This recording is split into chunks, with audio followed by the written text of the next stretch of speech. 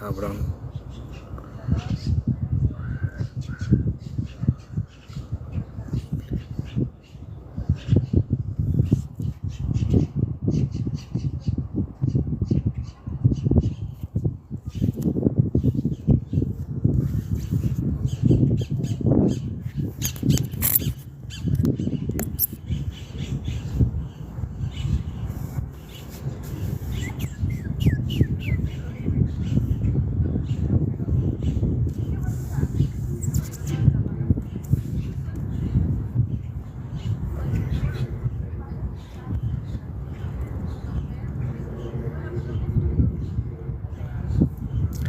Fin tema.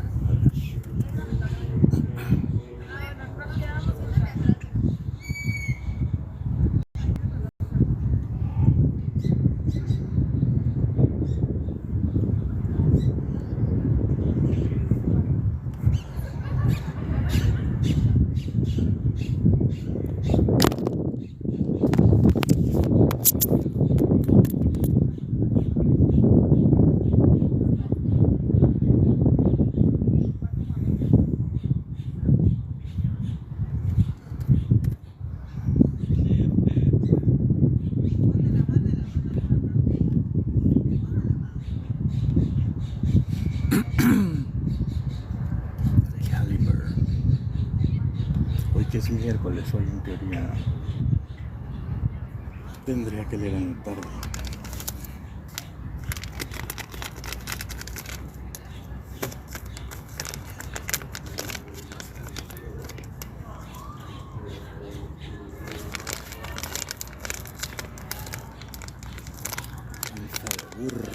Panza de burro. Hijo, esta cosa está que hierve, ¿eh?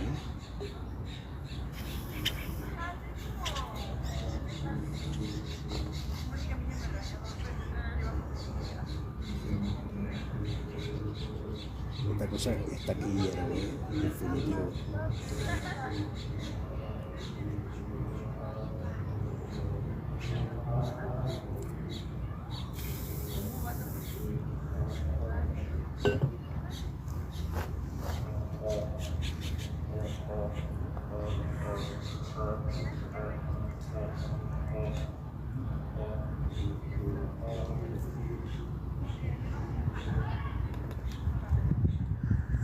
Pero a ver por qué no lo está abriendo, ¿eh?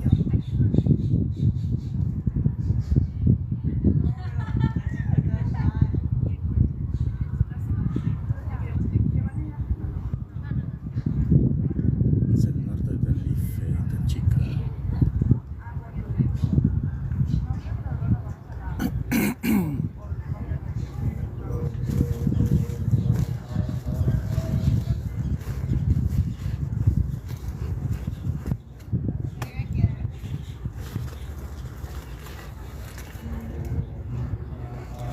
Ah, claro, es que están encendidos todos. Claro, esto.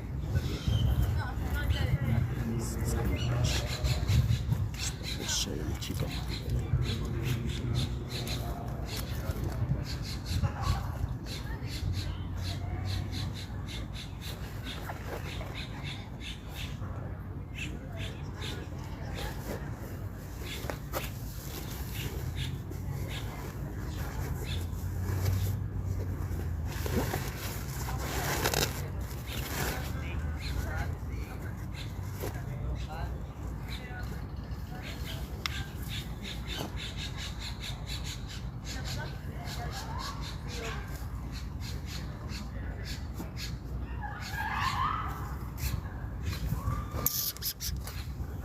Andreita Abreu, vamos a ver qué tal con la Andreita Abreu.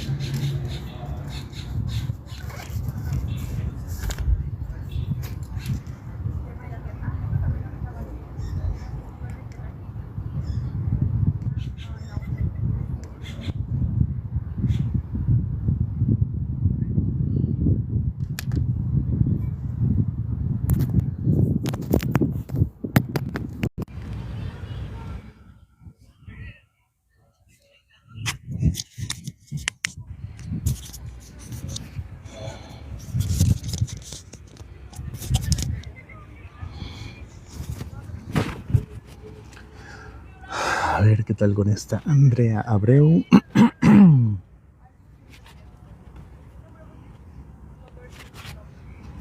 Porque no puedo verlo. A ver. Como que se ha trabado. Ahí está.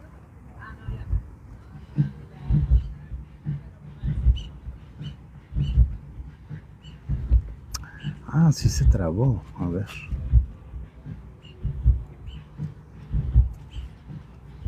Sí está trabado esta cosa. Qué horror.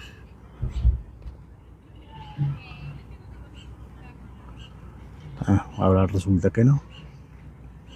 A ver, entonces, panza de burro. ¿Qué es esto de Andrea Abreu? Y acá nos dice que Andrea... Eso es lo que vamos a hacer, mira, para no parecer loquitos. Eso es lo que vamos a hacer en definitiva. Hola Monse, ¿qué tal? ¿Cómo te va? Pues nada, aquí tomándome un ratito para... Voy a leer un pedacito del libro de Panza de Burro, aprovechando que está soleado el día, aprovechando que está tranquilo todo y que ahorita no tengo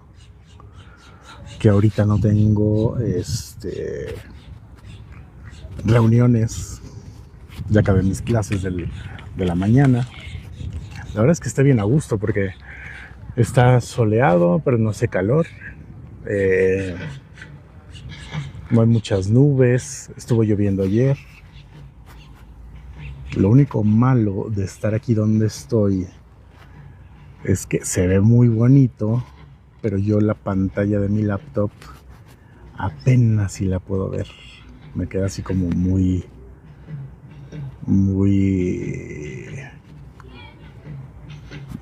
complicada la vista. Entonces vamos primero, Panza de Burro, este libro de Andrea Abreu. ¿Quién es Andrea Abreu? Ella nació en 1995 en lo alto de un pueblo, es lo que dice el libro, siempre nublado, del norte de Tenerife.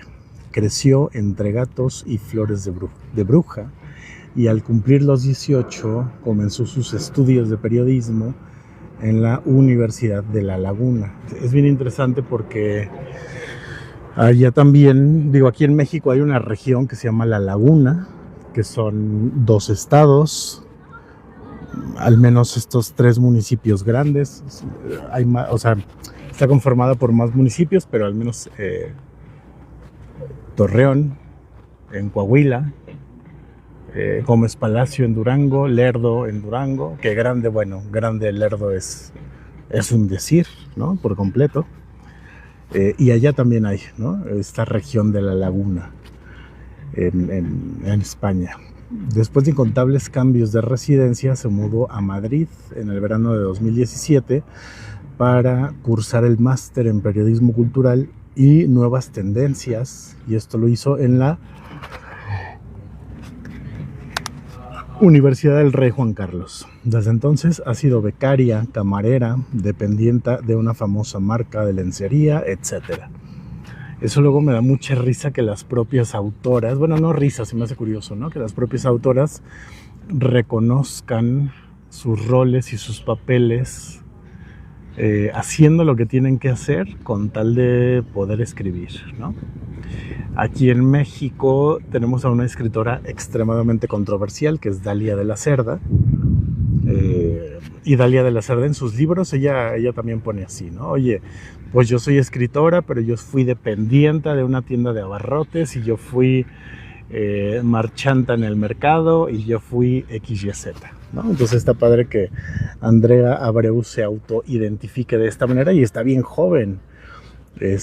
Si nació en el 95, pues imagínate. Entonces yo creo, a mí eso me da mucho la impresión de que son personas que se fijan o son personas que le meten más a este tema de la literatura, de la escritura, por encima de todo lo demás. A mí eso, digamos, es como una impresión personal, pero a mí me resulta interesante el tema de cómo se vive hoy el día de hoy día la literatura. O cómo se nos presenta. Hace 30, 40, 50 años podíamos hablar de estas y estos escritores, escritoras, voy a decir escritoras, personas escritoras para no pelearme con el género, de cómo se presentan. Y pues antes sí era, voy a ser escritor, quiero ser escritor, es mi pasión, aunque viva terriblemente, aunque viva de la fregada, ¿no? Y hoy día siento, es como la impresión que yo tengo, ¿no? Como que se quieren, como que todo escritor tiene por meta, bueno, no todo, ¿no? Me choca generalizar, pero muchos tienen como por meta, pues, ser rockstars, ser famosos. Y antes la fama era relativamente irrelevante mientras te pusiera un poco de pan en la mesa. Y ahora creo que es algo que muchos buscan, muchas personas escritoras. La fama ahí como esta parte muy efímera, muy rara de todo este camino. Pero bueno, ahí cada quien hace lo que quiere, con lo que tiene, con lo que puede, etcétera. En fin, ¿qué más dice? Como periodista, estoy leyendo ahí un poco la semblanza de la Abreu. Como periodista ha escrito para la sección cultural del diario 20 Minutos y para diferentes medios como Tentaciones, El País, BuzzFeed, todo este rollo, ¿no? ¿Qué más? Voy a tener que ampliar ahí está, perfectísimo, ampliar el tamaño del texto. Y entonces en 2019 es que publica esta obra de la que estoy hablando hoy, que es Panza de Burro, que la hizo ganadora a un premio de narrativa de mujeres y a la vez es su primera novela. Entonces me parece que es una persona pues bastante joven para ya haber publicado una novela que haya recibido un premio con una tentativa relevancia por ahí, ¿no? Se publica por primera vez en 2019. Yo tengo la versión en digital, que esta sale en 2020 y por algún motivo mencionan mucho a la editora, que es Sabina Urraca. Yo a Sabina Urraca la he leído con cuentos y escribe muy bonito también, y además pertenece como a esta tentativa categoría, no sé si existe o no, pero pertenece un poco a esta tentativa categoría de cuentos de terror, ¿no? Ahí sí son muchas mujeres, no personas escritoras, sino mujeres, están escribiendo un terror muy, muy atractivo porque dista de un terror ficticio y nos estamos dando cuenta que el mundo en el que vivimos puede ser bello y puede ser una cochinada, ¿no? Un absurdo total. Y hay muchas escritoras que están escribiendo de terror desde lo cotidiano, desde situaciones y desde cosas reales que están ocurriendo. Yo el otro día hablaba con mis alumnas, yo tengo alumnas ahorita, bueno, son grupos mixtos, ¿no? Pero hablaba con mis alumnas de la importancia que tiene que ellas mismas se den cuenta del papel en el que les toca vivir. Y sobre todo en el contexto en el que les toca vivir. Son chicas, con toda honestidad, chicas muy privilegiadas que tienen acceso a educación, a distintos recursos capitales, ¿no? Como el relacional, como el capital social, como el capital intelectual, el capital económico, etcétera, etcétera. Y aún así es bien importante recordar que si eres una mujer mexicana, independientemente de tu nivel socioeconómico, independientemente de tu nivel de escolarización, etcétera, la vas a tener bien difícil. Como hombre también es difícil, pero como mujer te va un poquito peor, porque se nos junta la cuestión de las violencias en sus múltiples manifestaciones, y aquí en México al menos 7 de cada 10 mujeres mayores de 12 años, que ese es un dato así terrible, 7 de cada 10 mujeres aquí en México sufren de algún tipo de violencia u hostigamiento sexual. Entonces, bueno, eso también me parece extremadamente importante, relevante. Déjame, mira, la Monse. A ver, déjame, le pico acá. Ah, ya. Es que no podía ver absolutamente nada. Pero creo que ya puedo ver un poquito mejor. Ahí está. Sí, entonces creo que estos temas se ponen así como bien relevantes. Déjame. Vamos. Ahí está. Lo voy a acomodar. Bueno, mira. No sé cómo demonios de flip camera para yo verme. Ahí está. Listo. Sí, entonces tenemos ahí como estos temas, este contexto como bien crítico. Hola Dani. Hola Monse de nuevo. Ay Dios, ya ando tirando el teléfono. Pues tenemos estos temas bien complejos, bien complicados.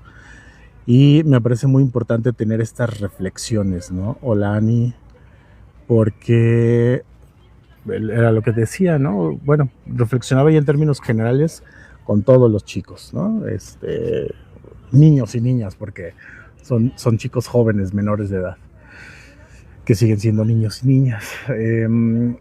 ¿Sobre qué podemos hacer al respecto, ¿no? De repente hay violencias que no vemos, hay violencias como que se van quedando ahí un poco ocultas, clandestinas, anónimas, que vamos socializando, vamos normalizando y se pone complicada la cosa, ¿no? Se va poniendo complicado el tema.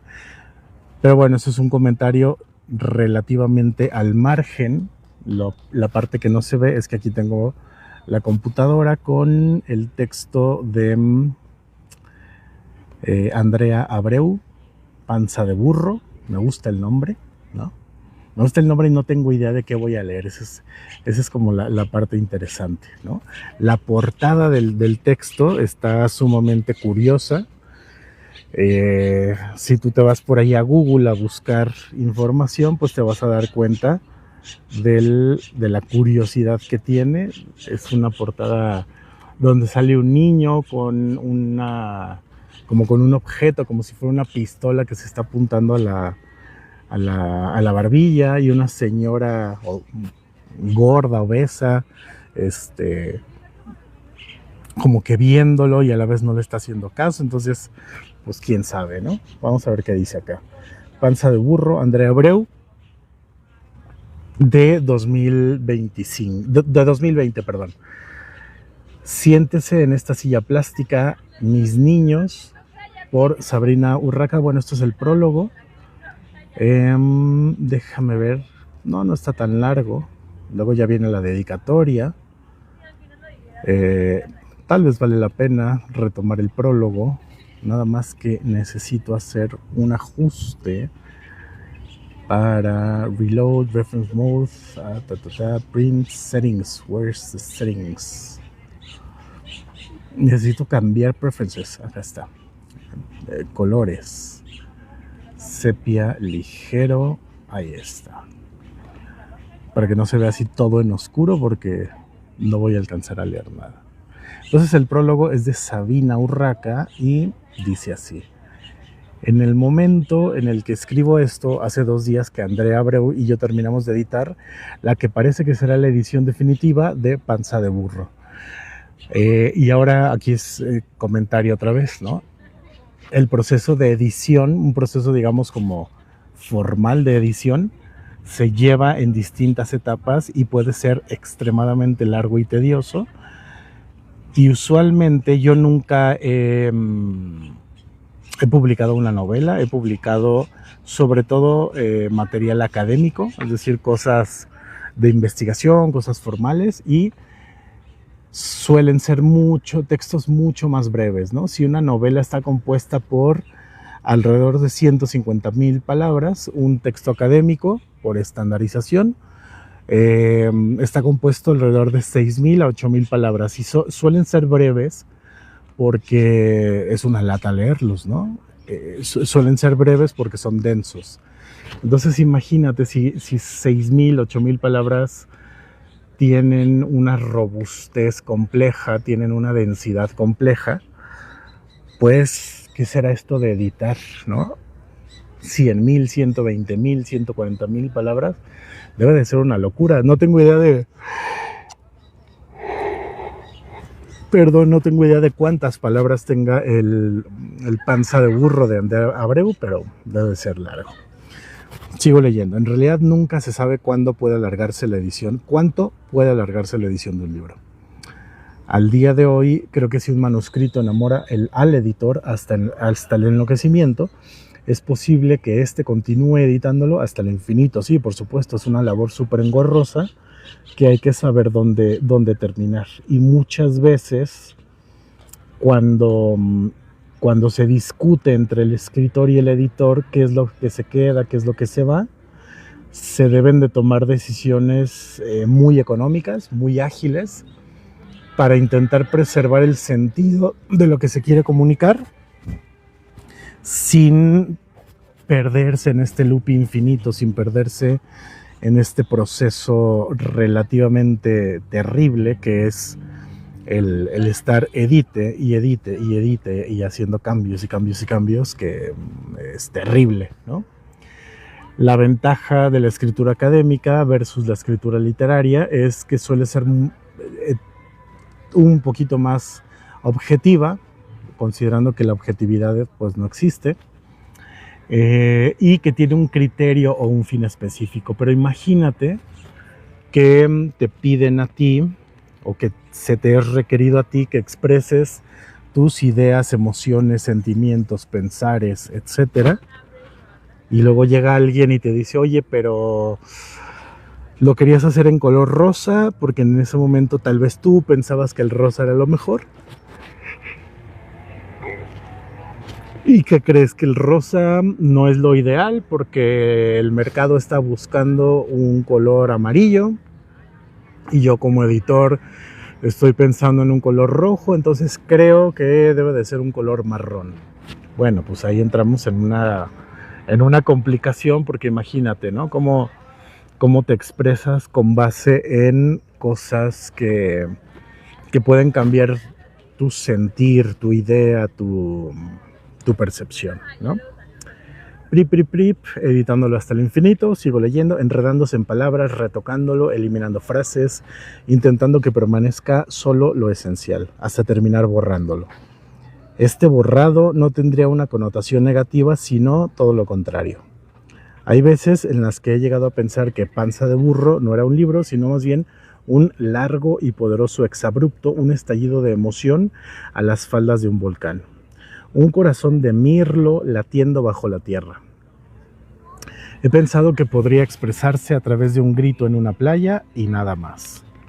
Panza de Burro ha sido mi primera experiencia como editora y aún estoy impresionada por el proceso, como recién bajada de los cochitos locos de la feria. Todo esto nos lo está contando Sabrina Urraca, un poco manoseada de tantos empujones. Editar un libro que me gusta tanto me ha parecido lo mismo que adoptar un animal extraño de un país exótico. Lo acoges en tus brazos con miedo de que te ataque, comienzas a amarlo cada vez más, lo abrigas, lo bañas, le das de comer, lo despiojas. Sabes que va a estar siempre contigo, que lo vas a amar locamente, aunque al mismo tiempo tienes siempre presente que proviene de un lugar lejano. Hay un secreto que subyace en cualquier gesto tierno de la bestia. No te pertenece. A veces te asusta. Hay en este animal un eterno misterio sin resolver. Tú solo puedes cuidarlo. Lo amas tanto que lo único que quieres es adiestrarlo lo mínimo, lo justo y lo necesario para que los demás lo amen tanto como tú. Eso ha sido editar Panza de Burro, es decir, observar a la bestia con fascinación, verla crecer capítulo a capítulo y que de pronto enseñe los dientes, dejándome paralizada de belleza.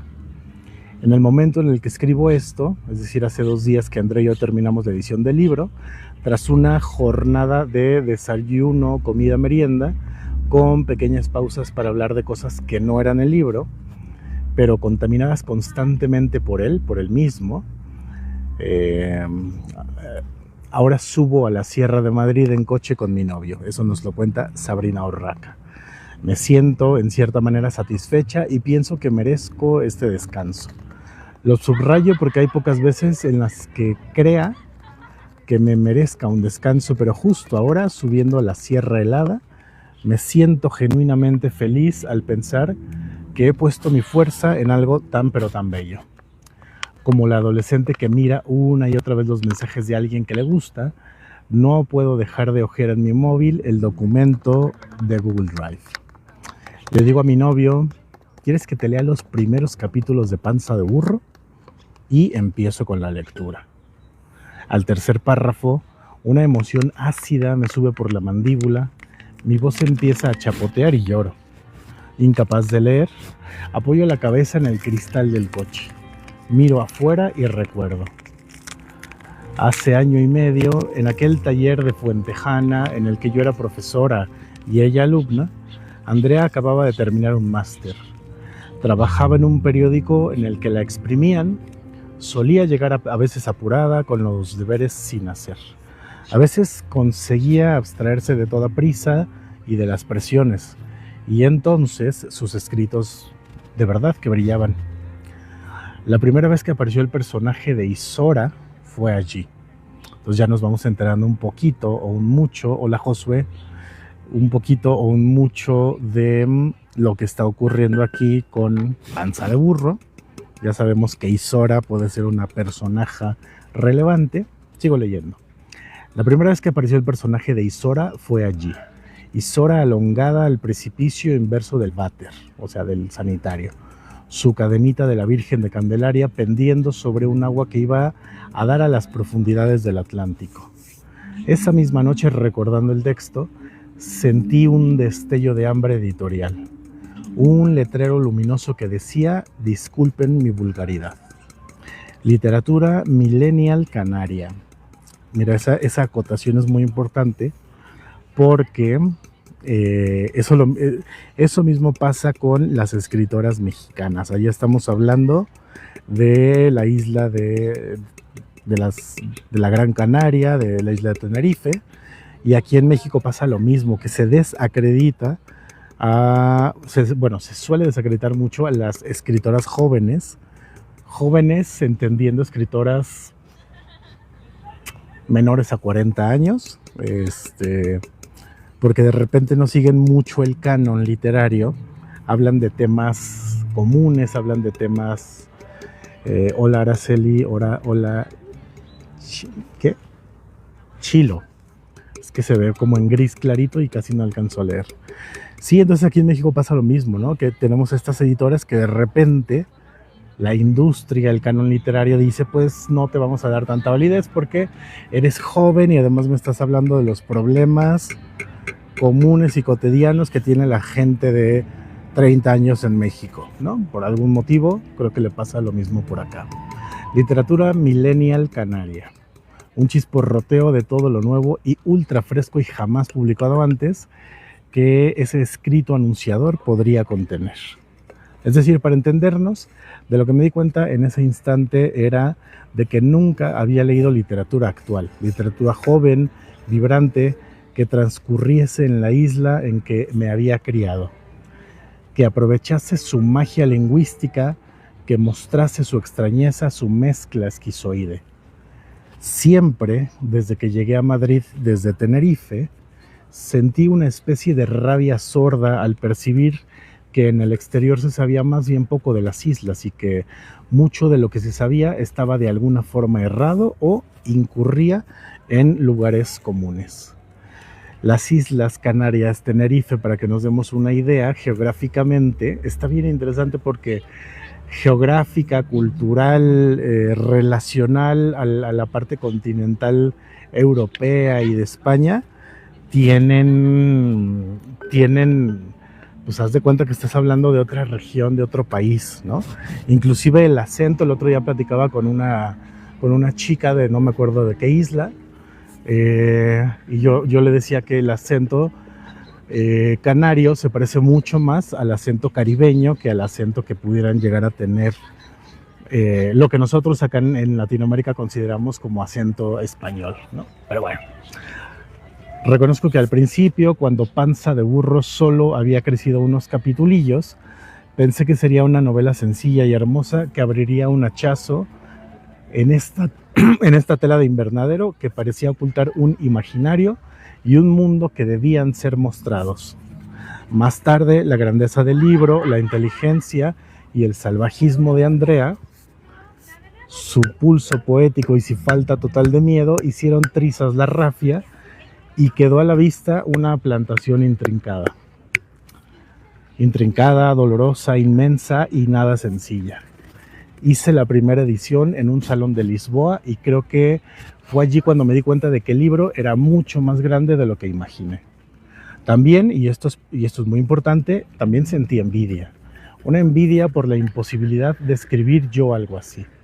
Yo, eternamente mestiza vasco-canaria, a pesar de haber pasado toda mi infancia en la misma isla en la que transcurre Panza de Burro, a pesar de conocer y amar ese mundo tan valioso y tan lleno de flor y fruto, de veneno que he vivido, pero que no puedo explicar. Ojalá siempre se editara con envidia. Y mira, eso es creo que está muy bonito que la editora Sabina Urraca reconozca como esa envidia. Yo, a ver, no sé si el concepto sea como el adecuado, pero es como este tipo como de envidia profesional, de envidia no celosa o de envidia sin mala leche o no sé cómo se diga, porque en la academia también pasa lo mismo, ¿no? Y en la academia, cuando se capitaliza eso, se convierte primero como en unas cuestiones de envidia para después pasar a la admiración y, si nos va bien a todos, a la colaboración. Entonces creo que es lo que está pasando aquí, creo que es lo que nos está queriendo decir la editora a través de esto, ¿no? Piripipip, quizá los psicoterapeutas de la edición nieguen preocupados con sus batas blancas impolutas. Es posible que este estado mental en la persona que edita se tratase de un desorden peligrosísimo, pero yo le estoy eternamente agradecida a la envidia que me empujó y que me empuja ahora. Quiero decir esto porque nunca se dice y es importante. La gente se pregunta cómo se escribe una novela, cómo se logra sacar adelante y editarla y hacer una nueva versión y eliminar un capítulo o dos, e imagina quizás una estampa bucólica. Sentiría que no estoy siendo justa y sincera y que estaría callando cosas importantes si no dijera que a veces yo quería más capítulos y me impacientaba y se los pedía a Andrea, que trabajaba de dependienta en una tienda de lencería y estaba agobiada y estaba agotada, y cuando al fin me los enviaba, yo estaba en Benidorm haciendo un tour de verano enloquecedor de periodismo inmersivo, teniendo que pasar todo el día en una plataforma marina de la playa, menstruando al sol, y no podía leer esos capítulos que tanto había pedido. Panza de Burro es, por lo tanto, una novela escrita a pesar de, en contra de e inevitablemente atravesada por la precariedad y la urgencia. No son estos datos que afecten a la forma de una novela, pero hay fondos que no se pueden obviar. Dice José Luis Morales, escritor canario, en el prólogo de su libro Sima Ginamar, refiriéndose a la narrativa sudamericana que liberó de ataduras y casi creó un canon en el que más tarde Sina Ginamar se apoyó, que a la lengua que habla tanto, se dice tantas cosas, se le prohíbe prácticamente hablar. Recuerdo, sigue hablando Sabina Urraca, recuerdo con gran emoción un día cuando la novela aún no estaba terminada y yo iba leyendo el libro desmenuzado, capítulo a capítulo, como la gotita que cae de la destiladera de arenisca y va determinando la forma de la piedra. Ese día dejé de preocuparme y dije con voz firme: no pongamos glosario. No hay que poner un glosario. Y Andrea estuvo de acuerdo. Paréntesis, a mí me cae regordo cuando hacen eso. Que no ponen un glosario, porque no nos ayuda mucho a entender algunas ideas o conceptos tal y como la están entendiendo la autora o la editora. Y dice así: sentí que estábamos reivindicando con la naturalidad de Rita Indiana o de Cortázar o de quien sea, clamando porque la literatura sea un fluido que se cuele en el cerebro de forma compacta, sin detenerse en un eventual tropezón lingüístico. Que se lea como se escucha una canción en un idioma extraño que el cerebro, a fuerza de escucharla, vaya desentrañando. Además, casi nadie quiere viajar a un lugar donde lo entienda todo perfectamente. Bueno, en eso sí tienen mucha razón, mucho sentido, ¿no? Es decir, no hay que explicar de más. Pero huyamos de lugares comunes fácilmente. Voy a poner acá, porque mi batería se está chupando muy rápido. Pero huyamos de lugares comunes fácilmente explotables por los medios. Panza de burro no es una historia que refleje el habla canaria, porque es solo el habla de un lugar concreto, de un barrio concreto, de 2 niñas concretas, de 100 viejas concretas. En el proceso de edición he sentido una identificación con su habla, ciertos momentos de comunión absoluta, pero también la extrañeza excitada de quien mira un animal desconocido, de nuevo a la bestia salvaje siendo adoptada, taimada, siendo domesticada, pues la infancia de Andrea, o quizás debería decir la infancia de Isora y la protagonista, transcurrió a 1 hora y media en guagua de la mía.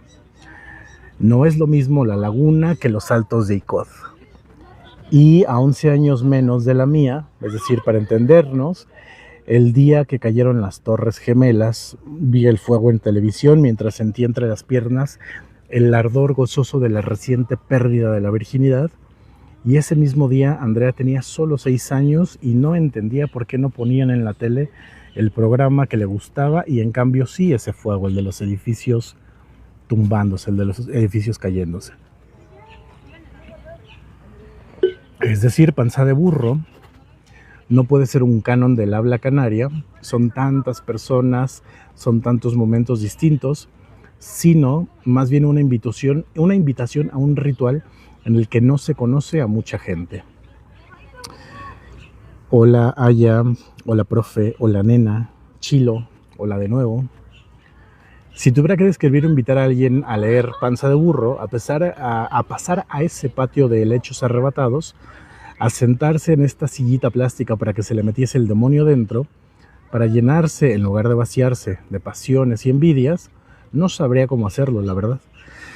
Si tuviera que definir el libro delante de un público, no sabría cómo hacerlo sin llorar un poco.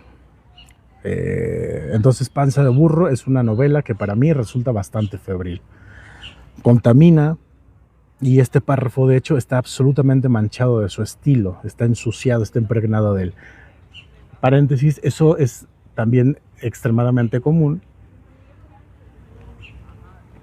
cuando uno edita, cuando uno corrige, cuando uno trabaja, que se va impregnando del estilo o de la escritura, de la inspiración, de la envidia, del morbo, etcétera, de la otra persona.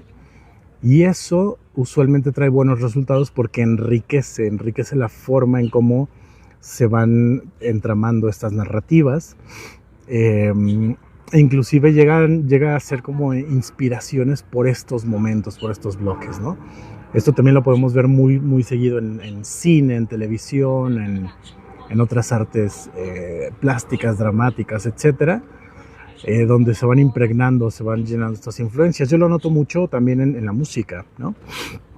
Donde de repente hay grupos, hay artistas en el que agarran influencia y toda una jornada de trabajo, es decir, un disco, una producción, sale bien impregnada de algunas de estas cosas, ¿no? Entonces me da gusto que la editora también reconozca esta parte. Contamina, este párrafo de hecho está absolutamente manchado de su estilo, está ensuciado. Como el chorro de sangre que cae en el agua de una tarjea que pasa por el barrio más alto del pueblo, a las faldas del volcán. Solo puedo decir, déjense envenenar, mis niños. Y esto está dedicado a Lucía Díaz López, dice que es la hermana. Hola Jan, que es la hermana que siempre quiso. Entonces, pues quién sabe, ¿no? Quién sabe, creo que se está poniendo ahí interesante. Déjame. Ay, mira, ya tengo ahí como. Es que yo de este lado veo O sea, para allá está como iluminado muy bonito, pero de este lado no veo absolutamente un carajo, ¿no? En fin, empecemos con panza de burro. Ahora, entonces sí ya tenemos este contexto de que va a estar muy impregnado y muy culturizado por cuestiones y por elementos de las Islas Canarias. Las Islas Canarias, además, geográficamente están entre África y entre Europa continental. Están más hacia África que hacia Europa, pero bueno, son colonia, tienen más influencia cultural de España que de África, entonces es una mezcla ahí como interesante, ¿no? Entonces, ¿qué es lo que nos está queriendo decir? Que vamos a escuchar mucho el tema del cómo se es allá en las Islas Canarias. El primer capítulo, la primera sección se llama Tan echadita pa'lante, tan sin miedo. Y me parece que va a haber mucho jaleo, va a haber muchas palabras muy específicas de cómo la gente habla por allá. Si tú y yo ahorita pudiéramos agarrar a una persona de Tenerife, de otra isla, etcétera, yo creo que nos costaría un poquito de trabajo entender de repente cómo hablan por esto mismo, ¿no?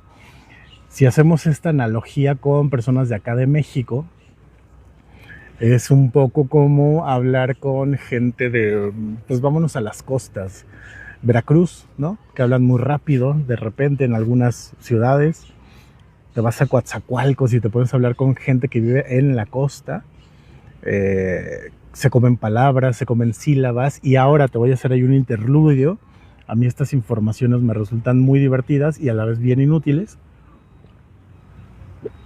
Pero los lingüistas, estas personas que estudian textos, los sociólogos, los historiadores, refieren o dicen que las personas que viven en regiones agrestes, en climas extremosos, aquí en México sí tenemos regiones donde hace mucho frío, pero tenemos más regiones donde hace mucho calor. Y dicen que las personas de las costas, de ciudades norteñas como Hermosillo, como Mexicali, que llegan a picar a los 50 grados de temperatura en sus peores días de la canícula, gritan, hablan fuerte, se comen algunas sílabas, se comen algunas letras, y el argumento que encuentran es que eso lo hacen por economía del lenguaje, es decir, si yo hablo fuerte, podemos hablar a una distancia mayor, y si yo como algunas sílabas o letras, podemos acortar nuestro tiempo de conversación, o bien podemos acortar la cantidad de tiempo que nos toma en transmitir ideas. Es decir, hablamos de una forma como que más eficiente, ¿no? Y me parece bien interesante esa ideación, esa conceptualización del por qué tenemos estos vocablos, tenemos estos modismos, estas formas de comunicarnos. Yo digo que aquí en el centro del país, en estados como Michoacán, Querétaro, Guanajuato, Estado de México, etcétera, la gente luego es tan ridícula y tan mamona que ni habla, ¿no? Ni se saluda.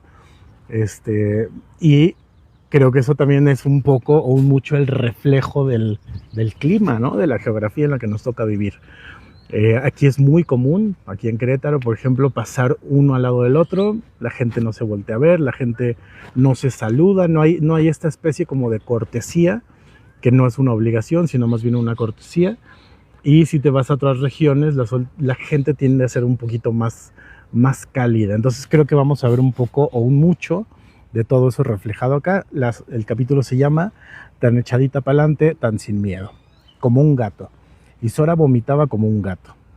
Jucucucucu, y el vómito se precipitaba dentro de la taza del váter para ser absorbido por la inmensidad del subsuelo de la isla.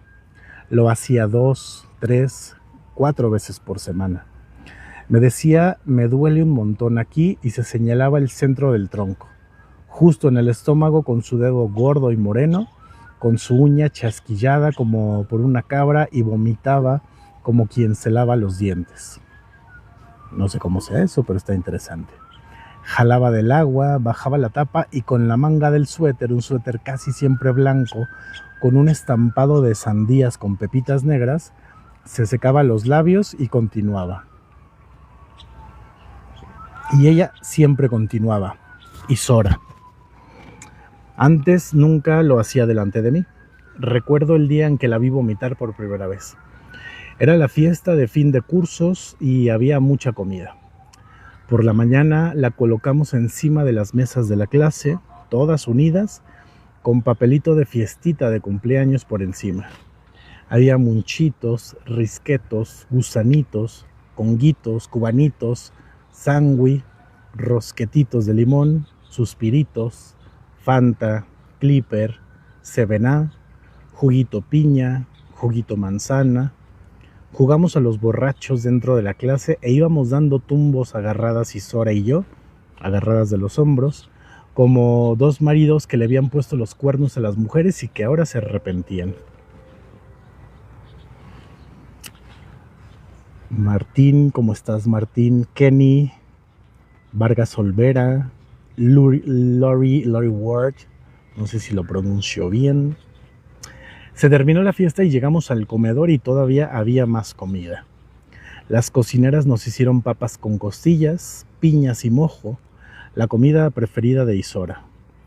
Y cuando pasamos con nuestra bandejita de metal, con nuestro panito, nuestro vasito de agua emposada y nuestros cubiertos y nuestros yogures Selgan, las maestras del comedor nos preguntaron que si mojo rojo o mojo verde, e Isora respondió que mojo rojo, y yo pensé que qué echadita pa'lante.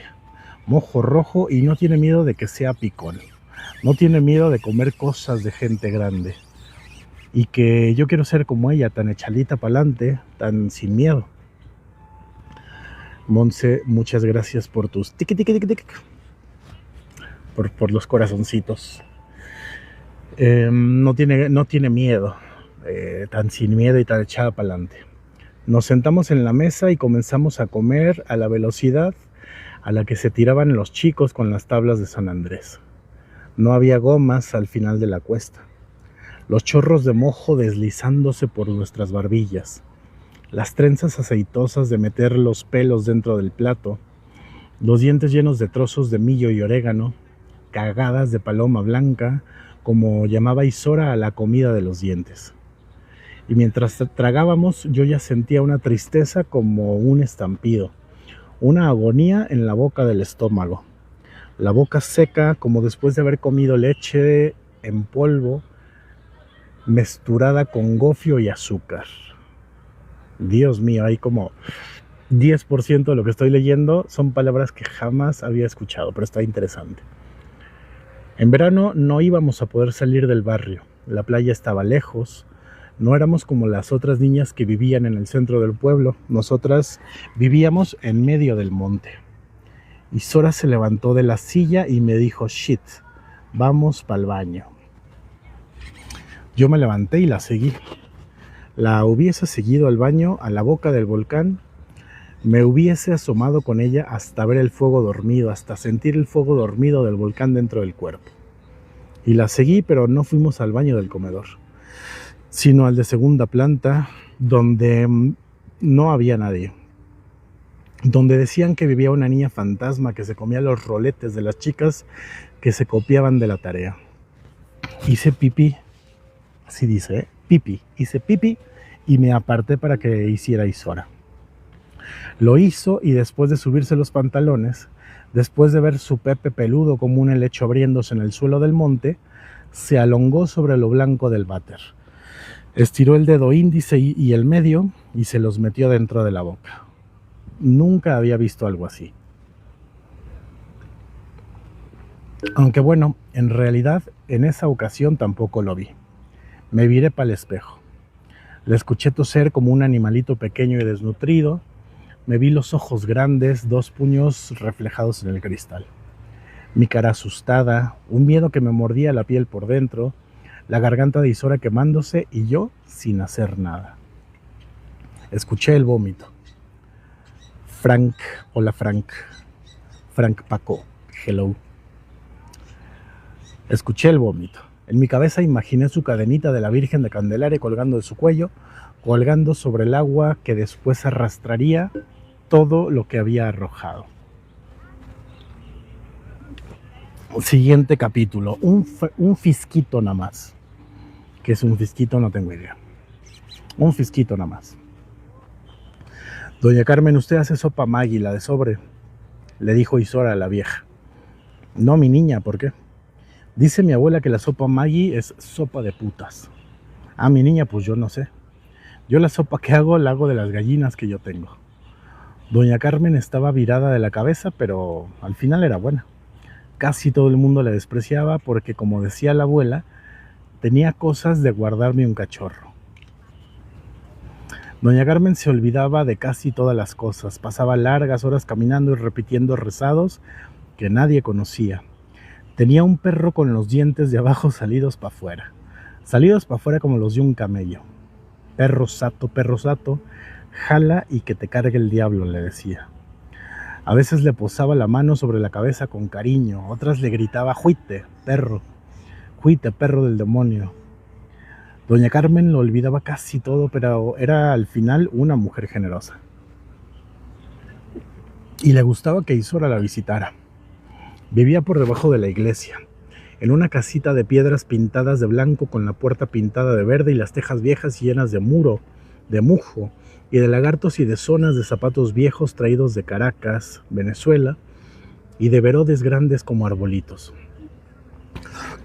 Doña Carmen lo olvidaba todo menos pelar las papas, Eso sí sabía, las pelaba en círculos, las ponía de canto y con un cuchillo con el cabo de madera les sacaba la cáscara como un collar enorme.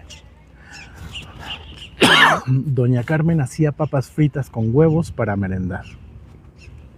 Isora le llevaba las papas y los huevos de la ventana de la abuela y ella guardaba un poquito para la merienda de Isora. Guardaba un poquito para la merienda y si yo iba, pues también me daba. Me daba, pero a mí Doña Carmen no me quería tanto como quería a Isora. Eso ya lo sabía. Isora sabía hablar con las viejas. Yo me limitaba a escuchar lo que se decían. ¿Ustedes quieren un fisquito café, mis niñas? A mí no me dejaban beber café, les respondí. Yo sí, un fisquito, dijo Isora. Un fisquito nada más. Ella siempre un fisquito nada más, lo probaba todo. Una vez comió comida de perro de la que había en la ventana solo para saber lo que se sentía. Ella lo probaba todo y después, si era necesario, lo vomitaba. Yo tenía miedo de que mis padres me olieran el café en la boca y me arrastraran, pero Isora, ella nunca tenía miedo. No tenía miedo aunque la abuela la amenazara con meterle un leñazo. Ella pensaba que la vida solo era una vez y que había que probar un fisquito siempre que se pudiese. Uy, es que es jarabe. Un fisquito de anís, mi niña. Bueno, un fisquito nada más. Un fisquito nada más, decía. Isora se tomó la gotita de café que le quedaba a la taza de la que estaba bebiendo Doña Carmen y directa alargó el brazo para coger el vasito de la vieja, que la vieja había servido con anís del mono. Isora eructó como 5 veces seguidas y luego bostezó. Y en ese momento Doña Carmen la agarró por la barbilla y le miró los ojos. Aquellos ojos verdes como uvas verdes. Escarbaba en sus ojos lagrimosos como quien saca agua de una galería. La vieja se quedó asustada. Mi niña, ¿tú sabes si alguien te tiene envidia? Isora permaneció inmóvil.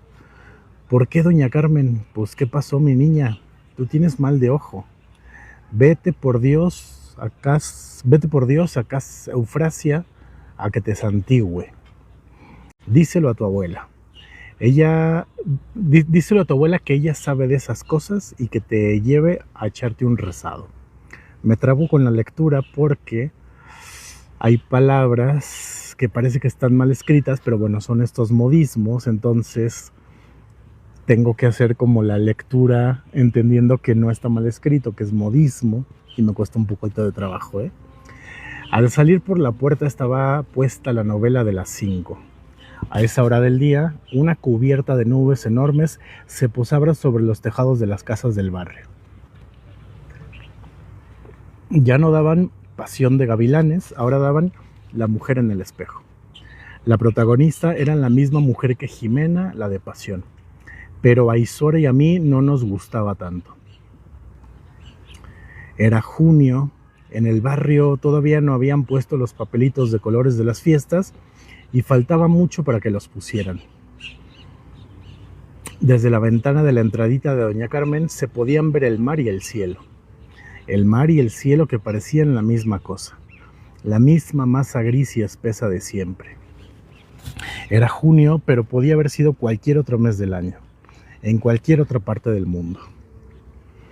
Podía haber sido un pueblo de monte del norte de Inglaterra, un lugar en el que casi nunca se viera el cielo abierto, y un lugar azul, un sitio en el que el sol fuera más bien un recuerdo lejano. Era junio y hacía solo un día que las clases habían terminado, pero yo ya estaba sintiendo ese agotamiento inmenso, esa tristeza de nubes bajas sobre la cabeza. La verdad es que no parecía verano. Mi padre trabajaba en la construcción y mi madre limpiando hoteles. Trabajaban en el sur y a veces mi madre también iba a limpiar las casas rurales del barrio. Al ladito mi casa, en el Paso del Burro. Salían temprano para el sur y volvían tarde. Y Sora y yo nos quedábamos encerradas en un conjunto de casas, pinos y calles empinadas en lo alto del pueblo. Era junio y yo ya estaba sintiendo la tristeza. También es importante recalcar que Andrea escribe y repite frases que ya dijo antes, así como muy cercanas. No es que yo esté releyendo, sino que hay cosas que ya dijo y las vuelve a poner. Y eso es extremadamente poco común que ocurra en cualquier texto. Y ahora también el miedo. Por ejemplo, ahorita, ¿no? Y ahora también el miedo. Eso cualquier editora te va a decir que es una anomalía y que no puede haber esas dos cosas juntas, y acá lo dejan para preservar el modismo y creo que suena bonito, aunque se escuche raro. Cuando salimos por la puerta de Doña Carmen, un gusano me recorrió la garganta. Ese gusano negro me decía que alguna vez yo había envidiado a Isora. Me gustaba el color de su pelo y el de sus brazos. Me gustaba su letra. Hacía unas G con un rabo gigante que no dejaba que se entendiese lo que decía en la línea de abajo. Me gustaban sus ojos y tantas otras cosas. La envidiaba por cómo le hablaba a la gente grande. Era capaz de interrumpir las conversaciones y decir no, Moreiva. No, Moreiva es hija de Gloria, la de la curva, no de la otra Gloria. La envidiaba por sus tetitas redondas y blanditas como una gomita con azuquita blanca, aunque a ella no le gustaban. Y porque tuviese la regla y porque tuviese pelos en el pepe. Y Sora tenía un monte de pelo negro tieso y picudo, como el césped falso de las casas rurales. La envidiaba por su tarjeta de juegos para la Game Boy, que le pirateó un primo segundo suyo que era informático y que vivía en Santa Cruz. Le envidiaba porque la tarjeta tenía el juego de Hamtaro y a mí me encantaba el juego de Hamtaro. Y Sora no tenía madre. Vivía con su tía Chuchi y con su abuela Chela, la dueña de la venta del barrio. De que no tuviera madre, de eso no tenía envidia, la verdad. De que no tuviera madre y de que la cuidaran la tía y la abuela, no tenía envidia, la verdad. De lo que tenía entonces miedo, la verdad, era de que le dijeran que yo le hice mal de ojo. Chela, la abuela de Isora, era una mujer que creía mucho en esas cosas. Si se enteraba de que yo le había hecho eso a la nieta, me escachaba la cabeza. La abuela de Isora era una mujer gorda y bigotuda y peleona. En realidad la abuela se llamaba Graciela, pero pues todo el mundo la llamaba Chela, la de la venta. Era muy pero muy religiosa y muy pero muy mal hablada. Y por ser muy pero muy tan religiosa, también la llamaban Chela la Santa. Chela la Santa porque todo el tiempo libre que tenía, que era muy poco, lo dedicaba a rezar y a hablar con el cura y a decorar la iglesia con ojeras de burro y helechos que cortaba de por fuera la casa, y matas de lluvias como pelusas blancas cayendo del cielo. Luego, por otro lado, a la abuela de Isora le encantaba explicarnos a todas las niñas cosas sobre la gordura, o sobre la flacura más bien. Para estar flaca, hay que comer de un plato más pequeño, decía. Y para estar flaca hay que comer menos papas fritas. Y una papa frita es como comerse 2 papas guisadas. Y lo que tienen que hacer esas chacoputas es dejar de comer tanta golosina. Y lo que le voy a dar a esa niña es un rebencazo para que deje de comer mierdas. Y yo tengo a la niña a dieta porque ya se está poniendo cachorra. Ya se está poniendo cachorrona. Y si la dejo, se me desbarata. Y come gomitas y se engorda como una bestia. Y come, y después le da la cagalera. Y se pasa 3 días en el cuarto baño como los abobitos. Y come y después la siento arrojando. La cabrona arroja toda y con cagalera. Y come y caga y arroja. Y luego se manda los fortacé como si fueran una gomita. Y come y caga y arroja la muy animalita. Y cuando se estriñe, que parece que no le cabe una paja por el culo, se pone los supositorios para cagar otra vez. Y se me va a poner enferma. Y se me va a enfermar de tanto comer esa niña, esa muchacha del diablo. Y Sora odiaba a la abuela con todas sus fuerzas. En el colegio aprendió una vez que bitch significaba puta. Y desde entonces, siempre que la abuela le decía que si le lleves a doña Carmen los huevos y las papas, que le cobres a la mujer. Ay, ¿qué está pasando ahí? Ay, ya me va a cortar. Ah, no. Ahí está. Es que después de un rato, unable to verify. A ver, dame un segundito. Maldición, no le atino al rompecabezas. A ver. Image. Un segundito. Ahí está.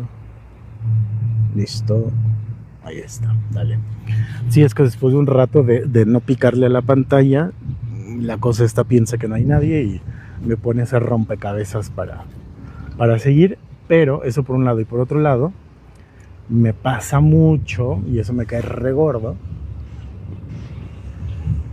que cuando estoy haciendo lecturas en voz alta, por decir palabras como puta, perra, etcétera, me bloquea, ¿no? Nada más de repente no me avisa y me corta la transmisión. Entonces, pues a ver cuánto nos dura el gustito. Ya después hago el reclamo y todo, pero en el momento lo corta. Y Sora odiaba a la abuela con todas sus fuerzas. En el colegio aprendió una vez que bitch significaba puta. Y desde entonces, siempre que la abuela le decía que si le lleves a doña Carmen los huevos y las papas, que le cobres a la mujer, que le traigas 2 cajas de muslos a la chica, 4 panes, 200 gramos de queso amarillo, 250 gramos de queso cabra, que le pongas un trozo de dulce guayabo a la chica, un saco papas, súbele unas gambas, que le cobres al extranjero, que tú sabes hablar inglés, que yo solo sé hablar cristiano. Y Sora le respondía, ¿vale? Vale, bitch, ya voy. De acuerdo. Lo que tú me pidas, bitch, gracias, bitch. ¿Algo más, bichita? ¿Algo más, bitch? Y la abuela la miraba un poco desconfiada, pero Sora le decía que bitch significaba abuela en inglés. Muy vivilla la Isora. En la venta también trabajaba Chuchi. Chuchi, la tía de Isora, la segunda hija de Chela. A Chuchi todo el mundo la llamaba Chuchi, pero nadie sabía cómo se llamaba en realidad. Entonces Chuchi pues tenía los ojos verdes como Isora, pero con manchas como de café derramadas en lo blanco. Como de café en el fondo de la taza. Y Chuchi pues era alta, flaca, de patas largas, chupada, seca. No se parecía a Isora sino en los ojos. Nunca nadie la había visto con un novio y no tenía hijos. Chuchi también era mucho de estar en la iglesia, pero su sueño no era ser santa, como su madre, sino vendedora. Durante un tiempo estuvo vendiendo pinturas para la cara y cremas y jabones para el pelo y jabones para el cuerpo a las vecinas del barrio. Iba con su ropa de secretaria, con una chaqueta verde como sus ojos verdes y una falda verde como los ojos de Isora verdes, y con unas botas marrones de tacón cuadrado y con una carpeta con revistas de Avon en las que mostraba los productos casa por casa. La madre le decía a la gente que la hija se le estaba echando a perder, porque estaba como los cueros, todo el día en los caminos. Subimos por la carretera hasta pasar por delante de la venta. Y Sora no se paró a decirle nada a la abuela. ¿Dónde irán ustedes? ¿Ustedes no caben en casa? Nos gritó Chela con el mostrador lleno de gente. Que lo único que hacen es estar... Que lo único que hacen es estar juroneando por ahí. ¿Qué será eso de juroneando? ¿Quién sabe? Y Sora siguió subiendo la cuesta como si nada. Yo la seguí y miré a Chela y a Chuchi.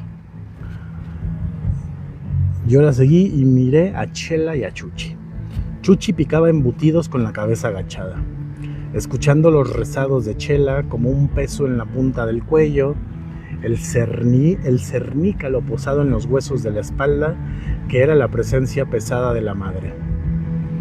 Vamos pa' acá, Eufrasia, a que me eche el rezado, para que la bicha esa no se entere, me dijo Isora. Y de nuevo el gusano negro. Yo sabía más bien poco sobre el mal de ojo. Sabía que a los niños chicos que están rojos y calvos y feos y sin dientes y con la cabeza llena de costras, les ponían un lacito rojo en el carro porque las madres y las abuelas tenían miedos. Miedos, decía la abuela, del mal de ojo. Si la gente miraba a los niños chicos mucho rato a los ojos o les decían muchas cosas bonitas, de qué niño tan guapo, Dios lo guarde, cuánto tiempo tiene, qué guapo, pues las madres y las abuelas se ponían más tiesas que la pata de un muerto.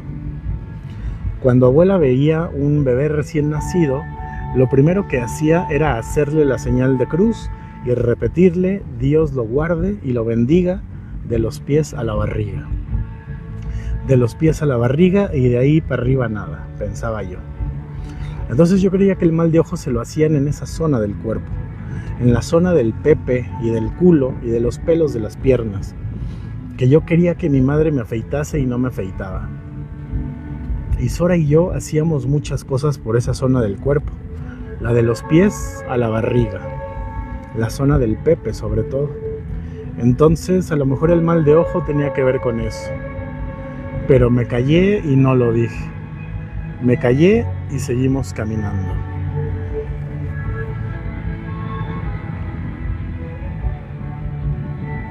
Luego el siguiente capítulo se llama Isora Candelaria González Herrera.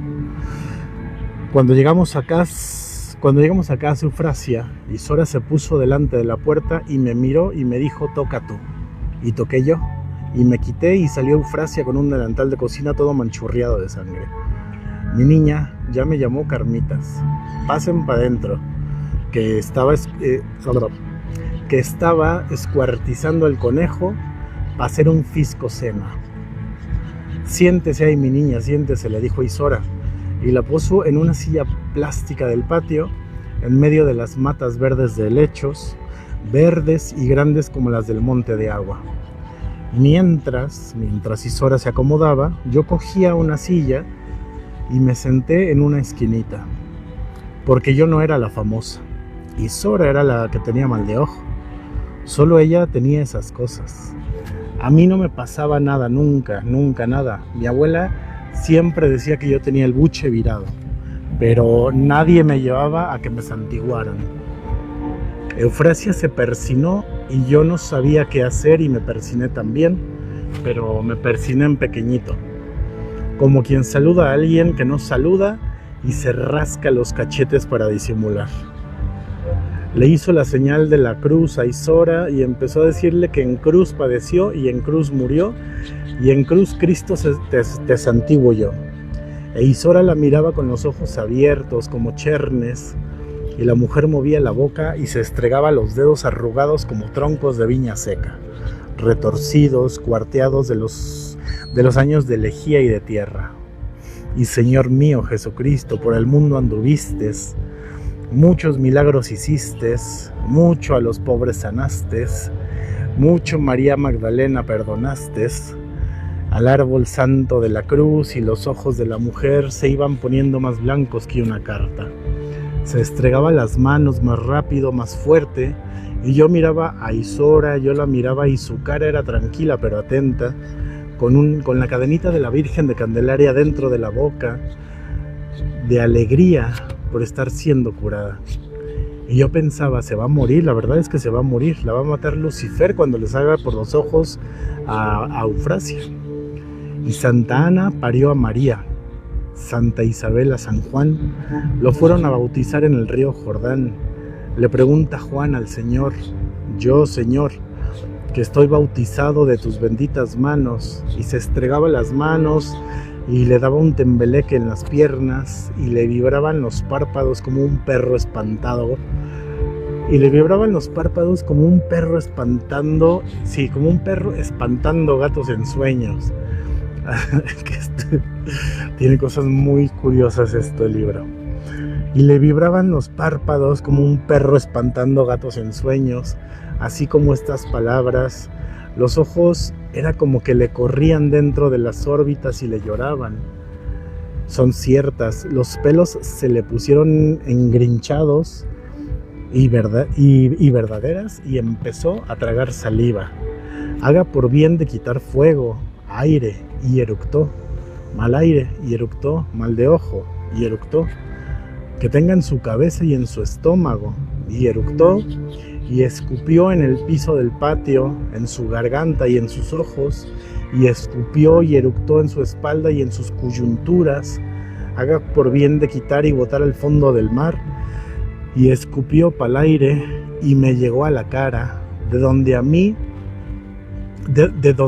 ni a otra criatura le haga mal, y vomitó un fisquito sopa de mediodía y empezó a botar espuma por la boca, un espumaraje como botaban los perros con rabia, como decía abuela, botaba espuma como los perros que si mordían a alguien había que sacrificarlos.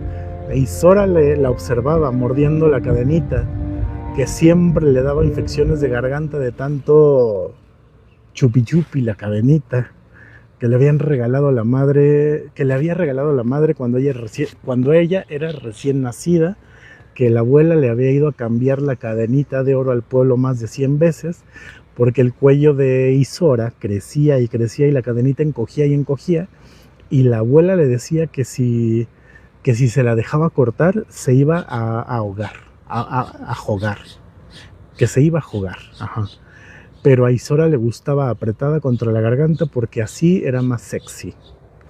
Isora llevaba la cadenita de la Virgen de Candelaria porque era la Virgen que ella más quería, como quien tenía un Pokémon favorito o una Brat favorita. Y llevaba el collar con un Charmander chiquitito colgado del cuello.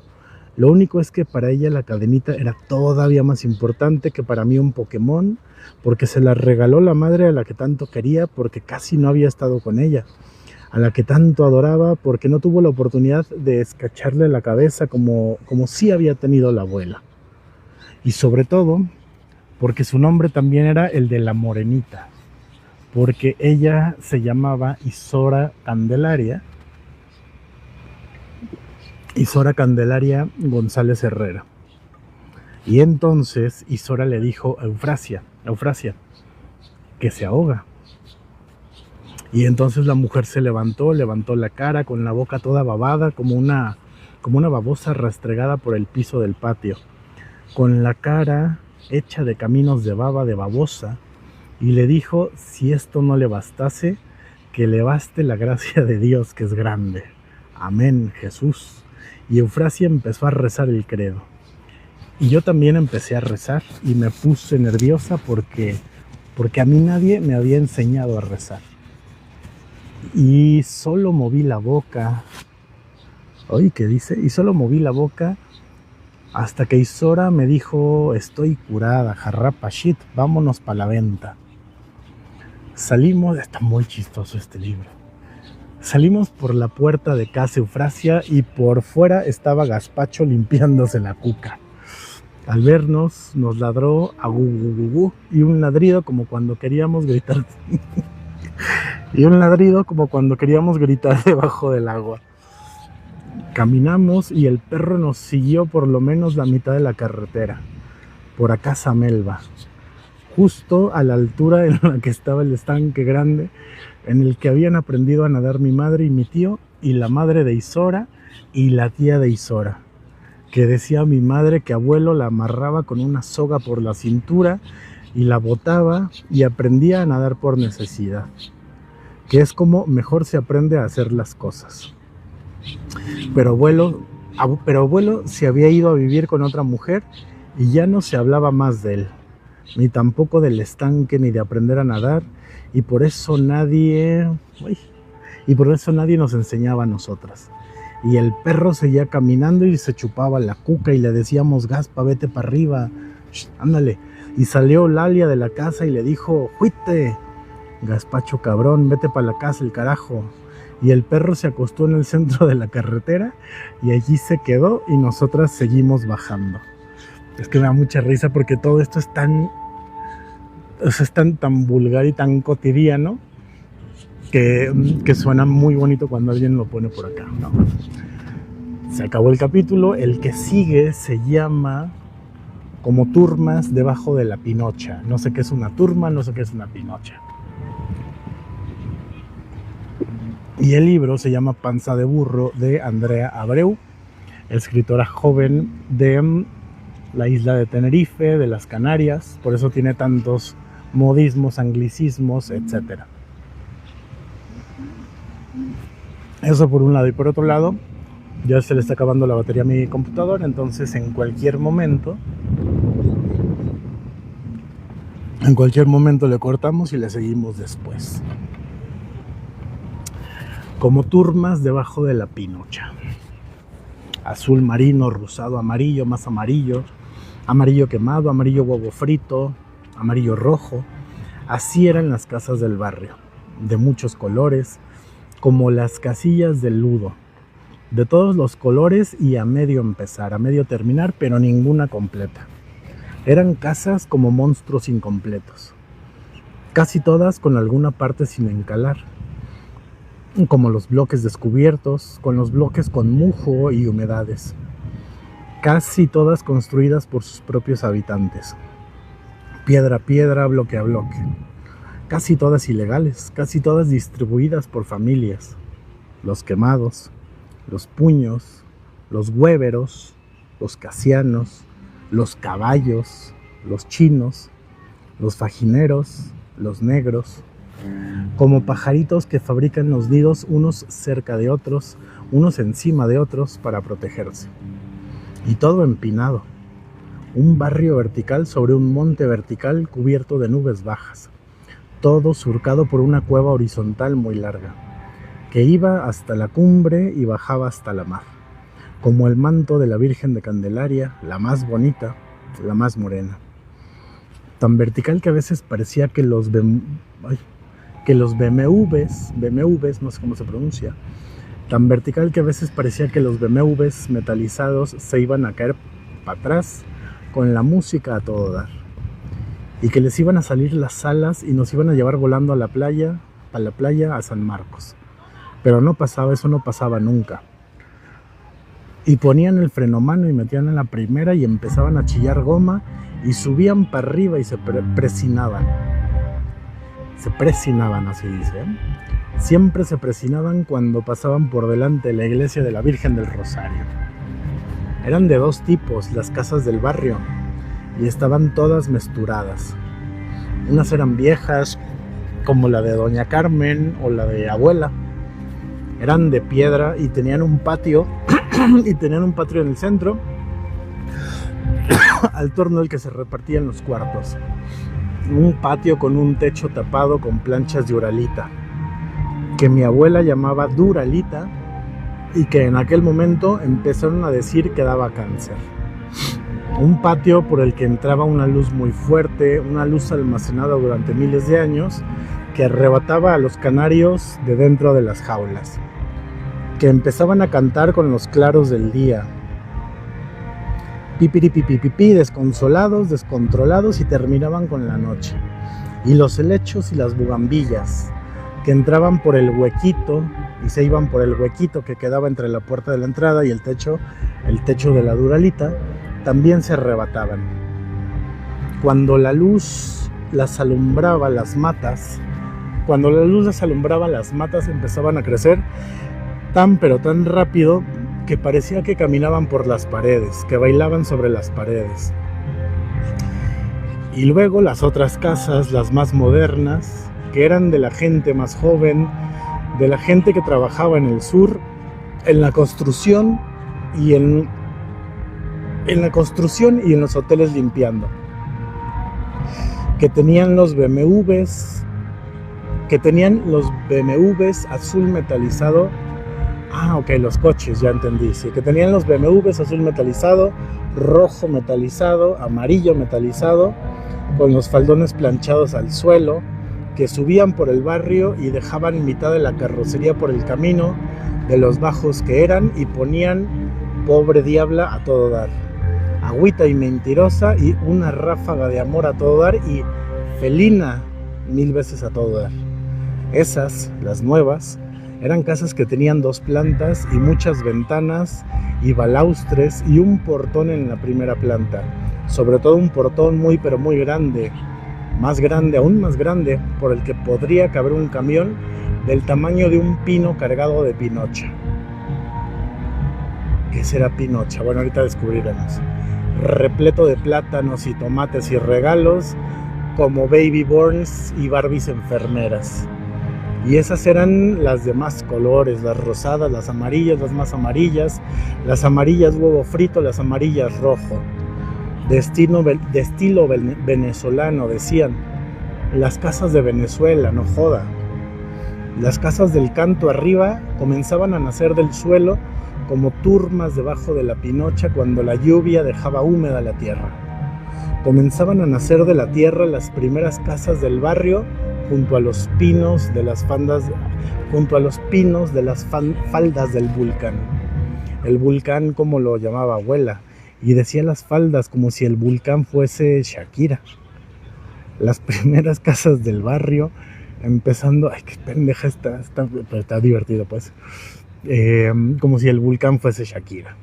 Las primeras casas del barrio, empezando desde arriba, tenían los tejados y las azoteas llenas de piñas de los pinos, y muchas veces parecía que en vez de casas hechas por personas, eran casas de brujas y de duendes.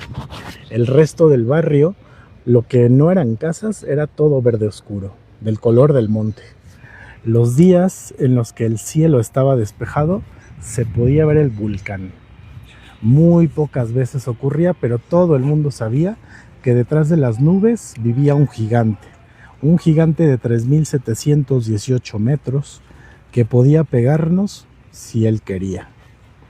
Mi casa era una montaña de muchas casas construidas sobre la casa de mi bisabuela Edita, la única legal, la única que tenía número. Como mi casa estaba hecha de muchas casas, teníamos que coordinarnos para poner la tele y cocinar. Si encendíamos dos hornos a la vez, la luz saltaba, se agotaba.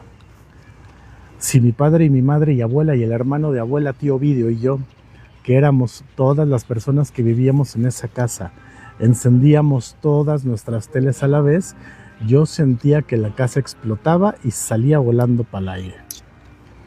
Por debajo de nuestra casa estaba la de Juanita Banana, y más abajo la Cueva del Viento, y más abajo la de una alemana que me regalaba combas de saltar, y más abajo la de un hombre que se llamaba Gracián, que tenía las cejas tan gruesas que parecía que tenía bichos en la cara, bichos carreteros pegados con cinta adhesiva, y más abajo la de una niña media amiga nuestra que se llamaba Sarai, que tenía 2 años más que nosotras, y se las echaba de famosa porque, ay, no sé si se me cayó algo, no, y se las echaba de famosa porque los padres tenían un bar más abajo de la casa de Eulalia, en la que se reunían las mujeres del barrio a pelar papas y a decir cosas sobre lo gorda que estaba Zuleima, la chica de Antonio, y sobre lo que había pasado en el diario de Patricia el día anterior. Y más abajo estaba la casa donde antes vivía una chica que se fue a la Universidad de La Laguna, y que cuando volvía los fines de semana decía en plan amigos, en plan garimbas, en plan mi prima en plan bragas, y mi madre decía que si la universidad hacía que la gente se volviera boba. Y más abajo la casa de Eufrasia. Y más abajo la de un primo de abuela que tenía muchas viñas y muchos naranjeros, y que decían que tenía dos mujeres, la esclava, y que tenía dos mujeres, la esclava y la mujer, porque vivía con la mujer y la cuñada, y la mujer siempre estaba de punta en blanco, y la cuñada le fregaba la casa y le atendía el terreno, y más abajo la casa de Melba, y más abajo la casa de los homosexuales, y más abajo la casa de Conchi, y justo debajo la venta de Isora, y justo enfrente el centro cultural, y más abajo el bar, y más abajo la iglesia, y más abajo todavía la casa de Doña Carmen, y ya más abajo pues la verdad es que no sabía, porque para mí la casa de Doña Carmen era como el límite del mundo. Qué cosas con esta Andrea Abreu y las estupideces que nos cuenta, que está muy divertido. Y pues hasta aquí llegamos el día de hoy, porque mi batería ya está muerta prácticamente, entonces en cualquier momento esto se corta. Y además pues fue un buen avance, el 22%, el 20% del total del libro, ¿no? Que fue como en 1 hora y pico, pues está rapidito. Esta semana, si bien nos va, terminamos de leer 3 libros, lo cual es una ventaja. Y si terminamos de leer 3 libros esta semana, hemos leído exactamente lo mismo que lee el promedio mexicano durante un año. Entonces creo que es buen avance. Que eso también es muy relativo, porque de qué se trata leer 3 libros, pues pueden ser libros cortos, medianos, largos. No es lo mismo leer a un compendio de cuentos y poemas que uno se puede leer en un mismo día, a leer obras, imagínate, como la Ilíada, la Odisea, Los Tres Mosqueteros, Crimen y Castigo, etcétera, ¿no? Entonces nos vemos prontito por acá para seguir leyendo Panza de Burro de Andrea Abreu, la escritora canaria que escribe, no sabría cómo describir su escritura, pero escribe demasiado chistoso. Y eso, ay Dios santo, como joden aquí con el teléfono. Es que me están llame y no me interesa contestar, no me interesa ver mensajes de WhatsApp, no nada. Y se la pasan saliendo notificaciones, ¿no? Bueno, de todas formas ni alcanzo a ver la pantalla, así que ahí queda. No tengo idea de cuánto tiempo va. Creo que si nos aventamos, mira, menos, o sea, 1:30. Entonces la lectura real fue como de aproximadamente 1 hora y cuarto.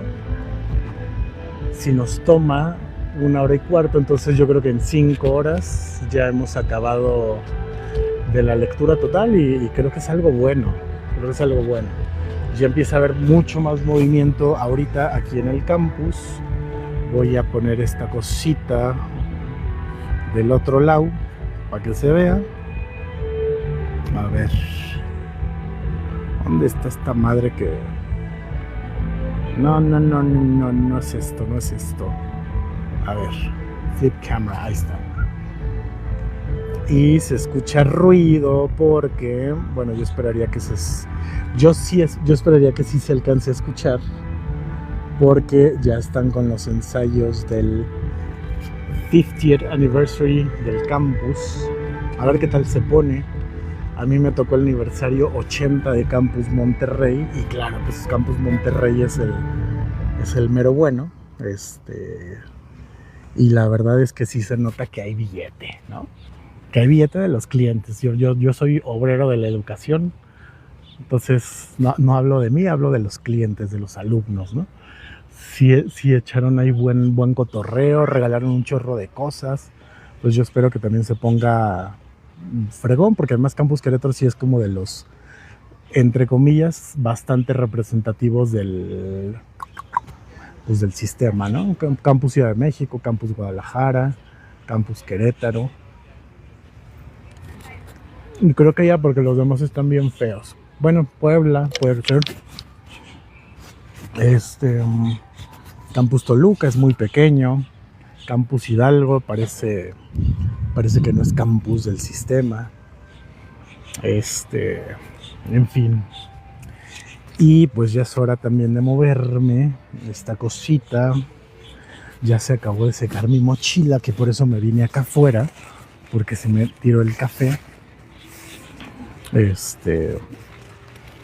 Ya se secó.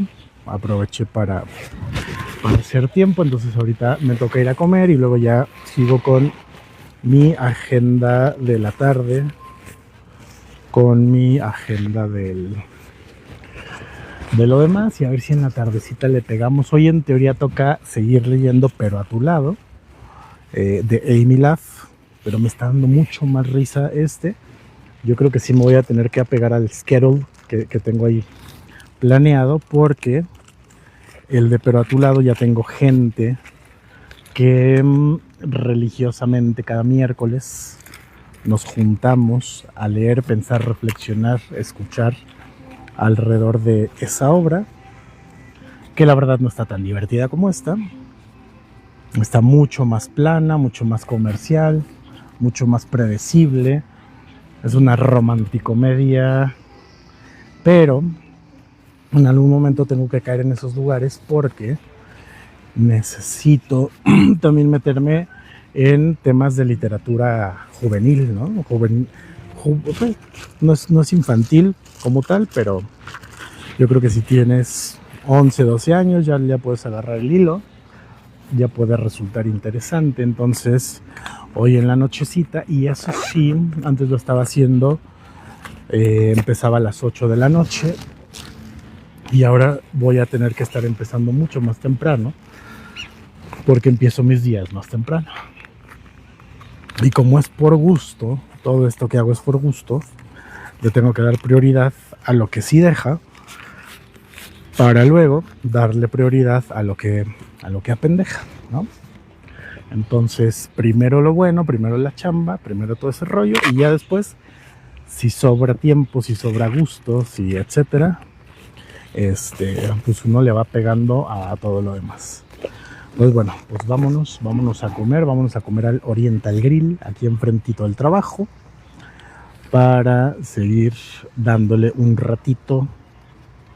Y creo que ya se cumplió el tiempo, así que bueno, ahí nos vemos pronto. Bikes.